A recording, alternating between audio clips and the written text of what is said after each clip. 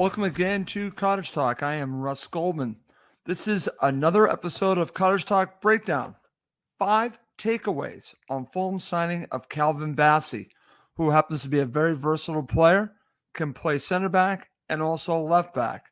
I have a feeling he's being brought in to play center back, but it's good to know that he can also play left back.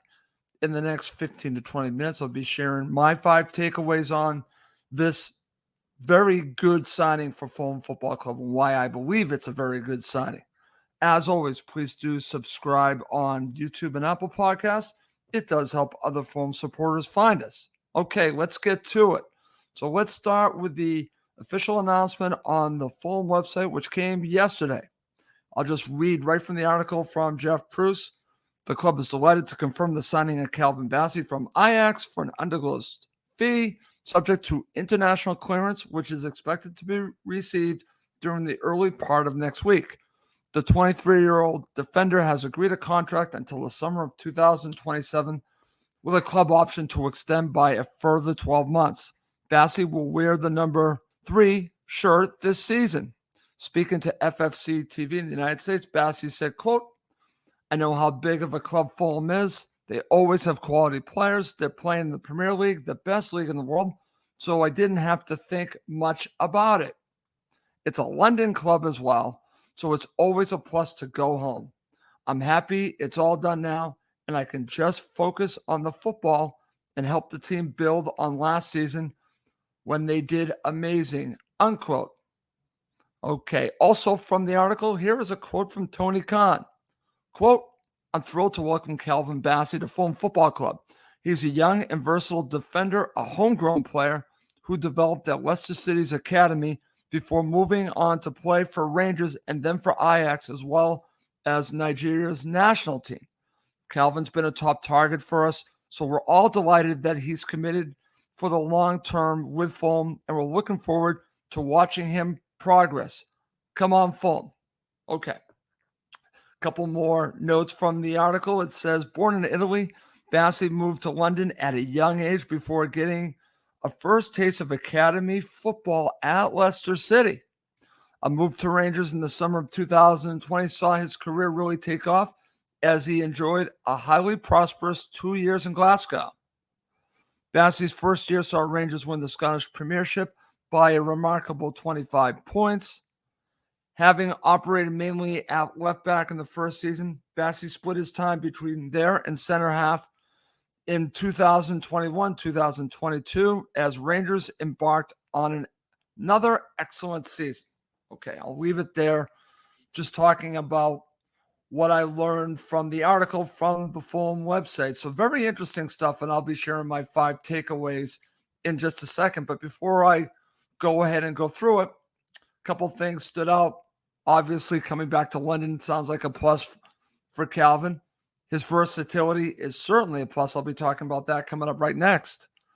So many positives to come out of this. I think Fulham really targeted this player. They put out a wide net when they're looking for a position.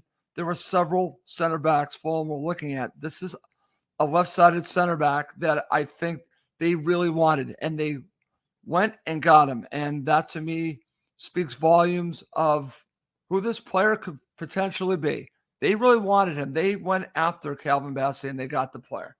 So I'm very excited about this signing. I'm looking forward to seeing his development. So let's go through my 5 takeaways. Let's start with number 5, and it's a big one.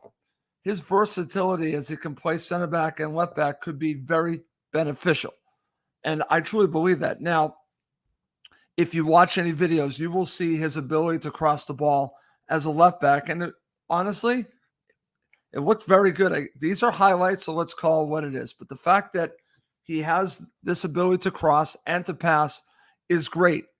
And I think that will benefit him because I truly believe he's being brought in, obviously, to be, I think, your center back, your left-sided center back. Whether it's this season or next season, I think they look at him as a left-sided center back, but it's good to know that he can also play left back. He can give you cover for Anthony Robinson. Now, what's good about this is if for some reason Fulham do not want to try to go after another fullback, he could be your cover for Robinson at left back. That's good.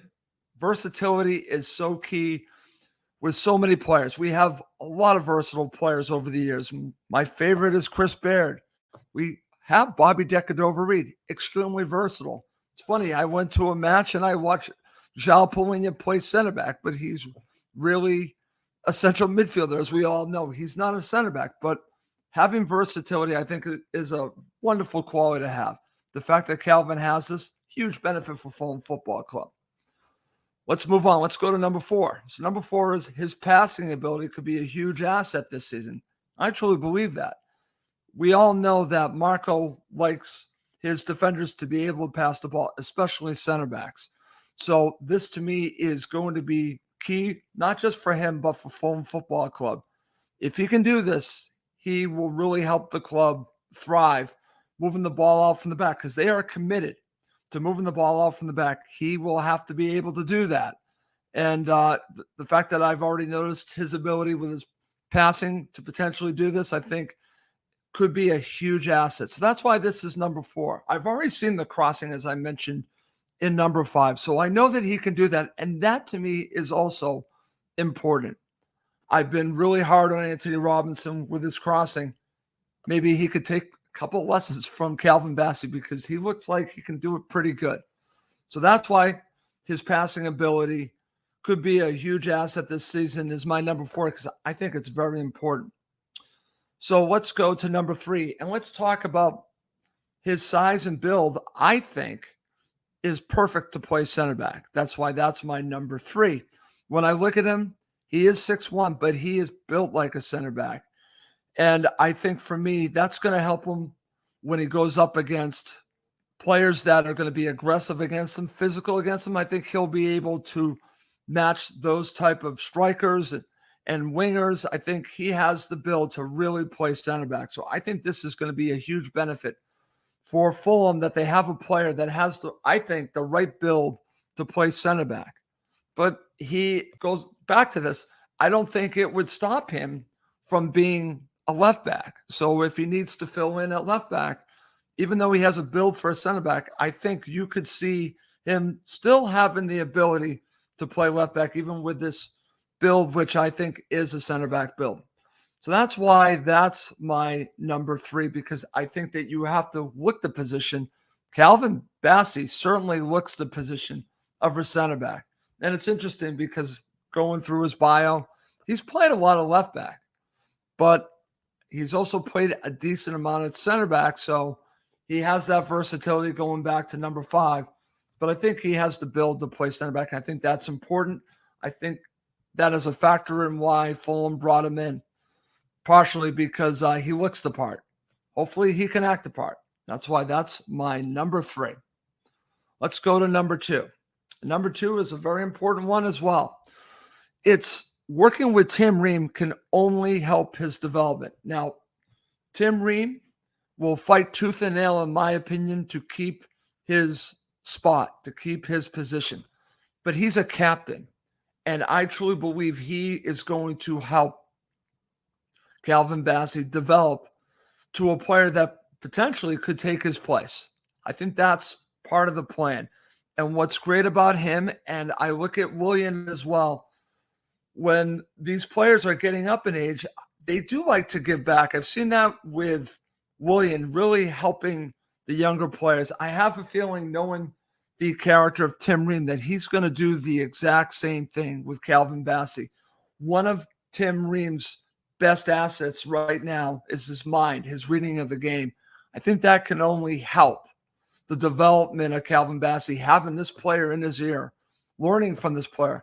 Yes, he will have the coaching staff, but having such a pro like Tim Ream, a captain who has the position, learning from him, I think could be a benefit. I feel strongly that Tim Ream will help that. This is my opinion, because I'm not Tim Ream. I don't know how he's going to relate to Calvin Bassey, but his character tells me I think this could be a benefit from Calvin Bassey learning from Tim Ream. I think it could just help him a great deal. Okay, coming up next I'm going to give you my number one takeaway from Fulham's signing of Calvin Bassey.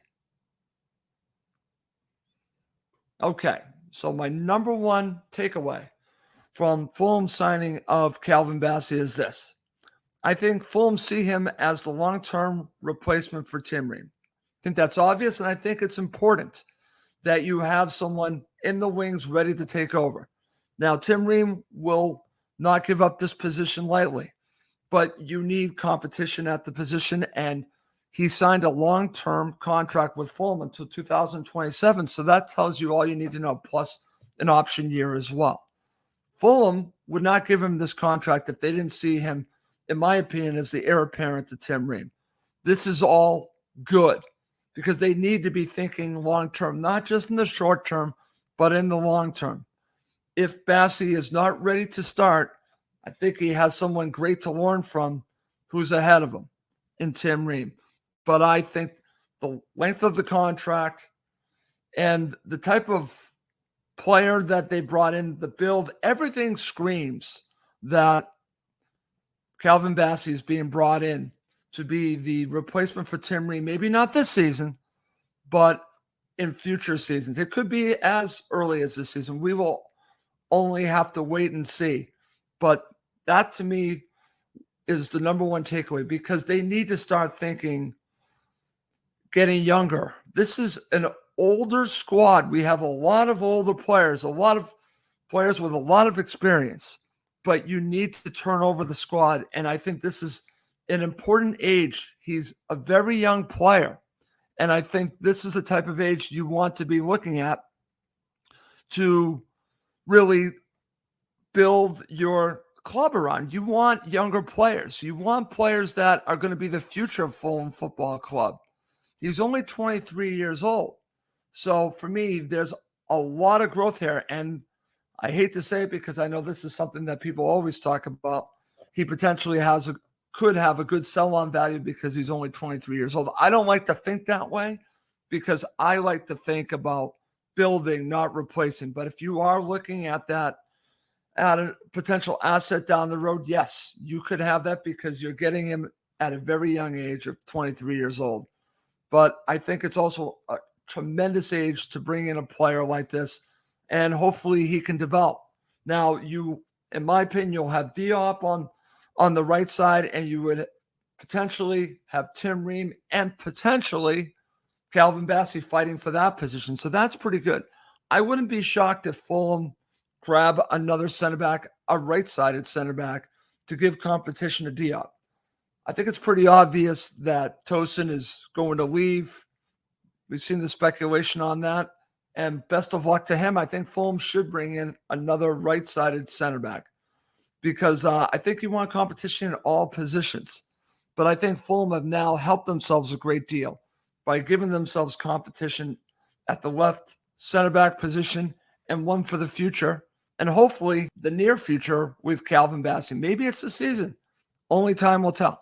But I'm excited about this signing. I could just get a feeling that this was a Marco type of signing.